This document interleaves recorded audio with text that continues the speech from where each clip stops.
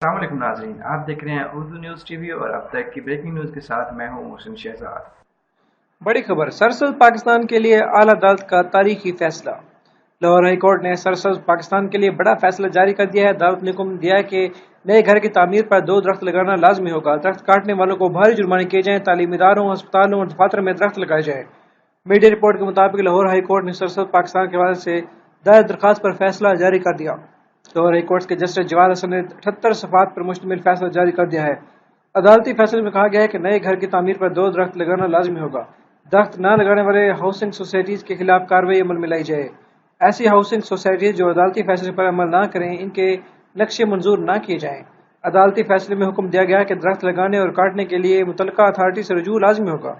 दरख्त काटने वालों को भारी जुर्माने किए जाएं। तालीमी इदारों, अस्पतालों और दफातर में दरख्त लगाए जाएं। अदालत ने अपने फैसले में मजीद कहा कि हुकूमत पंजाब को दरख्त लगाने के लिए बाकायदा मुहिम शुरू करनी चाहिए। वाज़ेह है, एक्निक ने अरबों रुपए के तरक्याती मनसूबों की मंजूरी दे दी है। वज़ीर खजाना हफीज शेख ने बताया कि ज़राअत के लिए 250 अरब जबकि 3 अरब दरख्त लगाने की मंजूरी भी दे दी गई है।